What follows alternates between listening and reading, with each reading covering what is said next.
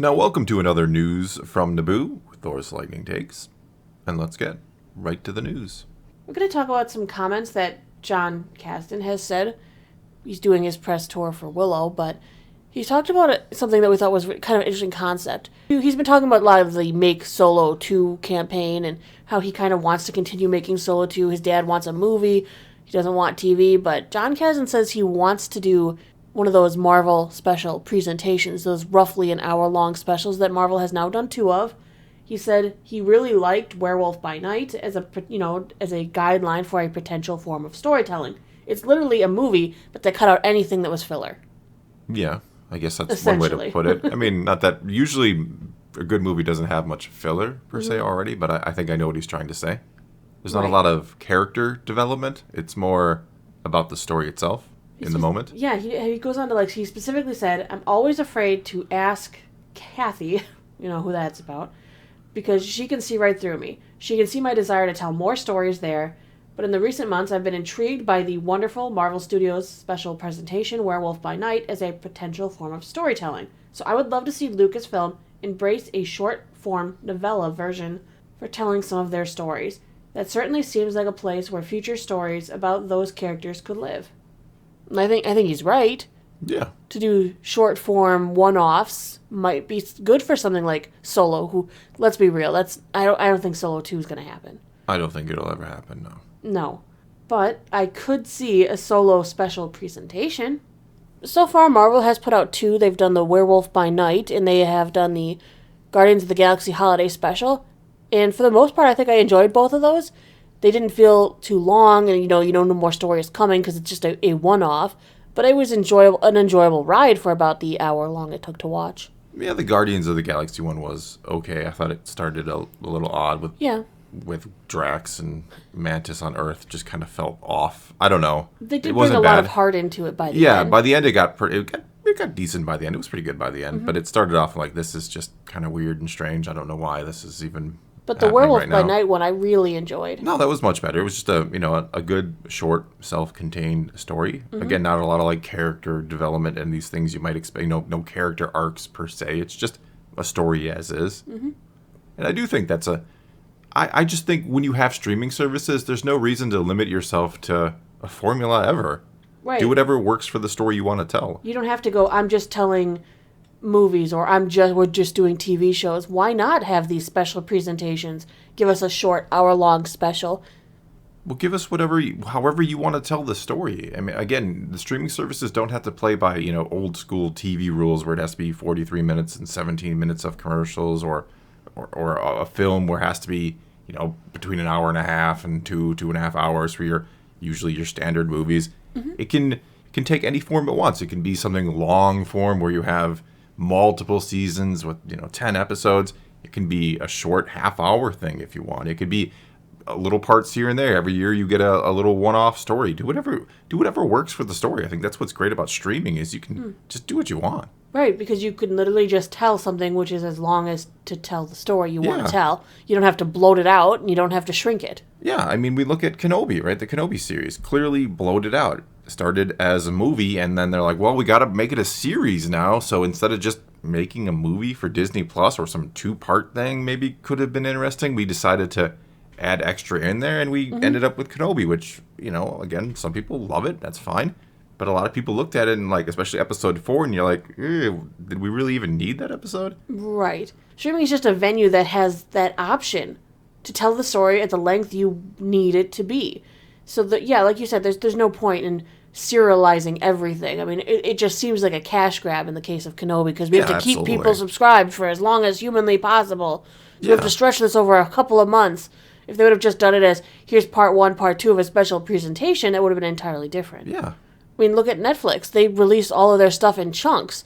They're not, we're going to withhold stuff to keep the subscriber numbers over multiple months.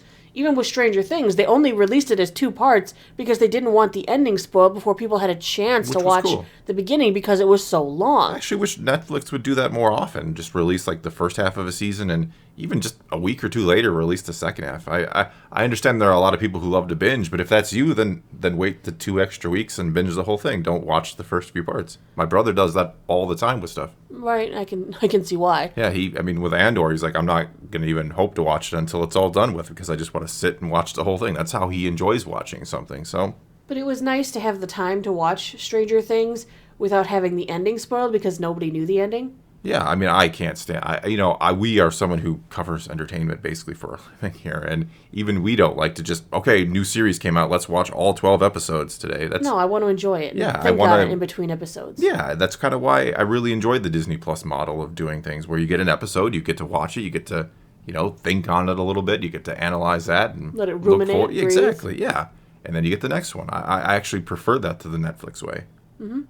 And I mean, just look at something like YouTube, for example, like you're watching right now. Every channel does something differently, whatever suits them, however they want to present their content, whether that be short, minute-long videos that you click on, or us, who I tend to ramble on for 10, 15 minutes at a time. That's very true, yes. Yeah, so YouTube is the perfect example that content can work in many ways and shapes and forms. And it's all about watch what suits them. Exactly. Absolutely. And so just create content, Star Wars that fits whatever you want that story to be. Why not?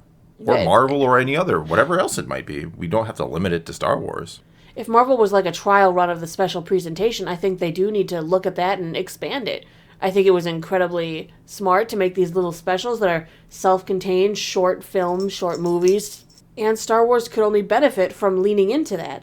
There are so many stories that you could tell that don't need to be a series, that don't need these long forms, and they won't benefit from being serialized because then it goes into the too long. Yeah. Yeah, throw a little hour-long movie out there. Maybe you create a character that people like, and then you make another one, and people are still interested. Then you make a series, and now you have potentially a movie idea, and you haven't invested all this time and effort into something, or money, I should say. Right. I mean, it could be an interesting way to do some weird and totally different things. Oh, absolutely. Why not make special presentations covering legends?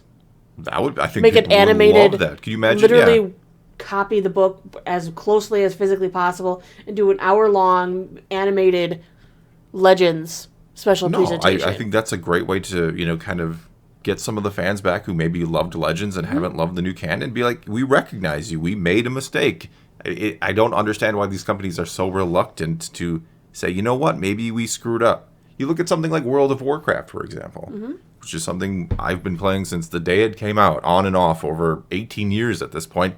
And the most recent expansion, which we've been tempted to make a whole dang video on, at least right now, it seems like they're kind of apology letter, right? Yes. We get it. We've made some piss poor expansions. And so they've been very transparent. They've been very open. They've let people come into Blizzard headquarters and do interviews. And they're like, we're sorry. And they've had other problems that don't have anything to do with the game at Blizzard. But it's kind of like, we acknowledge we screwed up. Here's something better.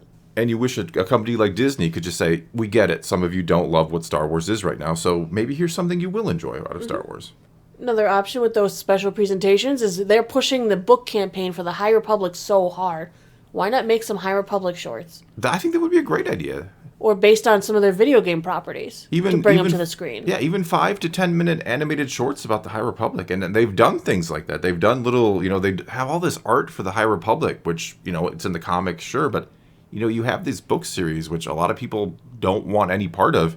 You just put these 5 to 10 minute things on Disney Plus. Maybe you lure in a few more people. It hasn't, like I say, it's not fantastic. I've enjoyed some of it. Some of it's a little not as good. But it's certainly something that I think a lot of fans would enjoy if they gave it a chance. But they're not giving it a chance because you gotta lure them in. Yes. And they're not doing so good with the lure. No, I don't think they are. I don't know what they expected out of it. I don't know what the numbers look like behind closed doors. I don't know if they're happy with it. I mean, we're getting the Acolyte. There's always rumors of more High Republic content. We know the game, Eclipse is going to be High Republic. So whether that's something they already had pre-planned or something that they're basing off the numbers, who knows? All right. Well, let's move on to new this week in Star Wars. For Tuesday, we've got the Star Wars High Republic Starlight Stories. It's a collection of short stories from the Star Wars Insider relating to Phase 1 of High Republic. Well, there you go. Make those into shorts. Why are we getting them into the Star Wars Insider, which only I and like 3 other people read? Well, they were in there, and now they're making a book that's a collection of them. Oh, okay. Well, what I'm saying is, I know I get the Star Wars at my local comic shop, hooks me up every 2 months or whatever they come out these days, but I don't think a lot of people are reading that and getting those stories, so it's, I guess putting it in book form is a good idea. Yeah. On Wednesday, Willow Episode 3 will come out. We'll see how that goes. Yes, we will. And for comics, we have Hidden Empire number 2. We'll see how that goes as well. Thursday is interesting. Thursday, the Game Awards will be on at 6:30 p.m. Central Time. It's going to be streaming. And we are rumored to be getting information about Jedi Survivor. I love how you have to pause to try to remember if it's Fallen Order or Fallen Survivor or whatever you call it. I cut the pause out so no one heard. No, there was a pause. Don't let her fool you. Yeah, so Jedi Survivor should be giving you the release date as well as a new trailer for the game. It is the big rumor, allegedly. Yeah. And we did just see today pre-purchase information for the deluxe edition of what it's going to come with, which further makes me think we're getting this date really soon. It's going to be at the Game Awards. Steam has already put up a page where you can kind of get their placeholder. Placeholder page is up there now. So I think they're preparing for the Game Awards. As soon as that goes live, they can fill in the blanks, so to speak. Yeah, you could. Well, yeah, and you can purchase the game right away. Oh, look, there's the new trailer. Here's what you get with the deluxe, and it's coming within days. And it's kind of hilarious. The deluxe edition. I mean, I'm sure I'm going to put the image up there. You can get the Han pack and the Luke pack because one of them gives you the scoundrel look with the rugged BD cosmetic and the DL-44 blaster. In the other set, the Rebel Hero costume is literally like Luke's coat with a BD-1 R2-D2 skin. Yes. And a Luke-ish looking lightsaber. Luke-ish. So I think we are getting the information on Thursday, and if we do, we'll be putting a video up. I'm sure we'll be talking about new trailer, absolutely. New trailer, new information, pre-orders, all good. All right, well, that is all we got for you this time, so do take to the comments below. Tell us what you think of any and all of today's news or the ramble. It was more ramble than news, I think, today. And let's talk some Star Wars. And until next time, thanks for watching.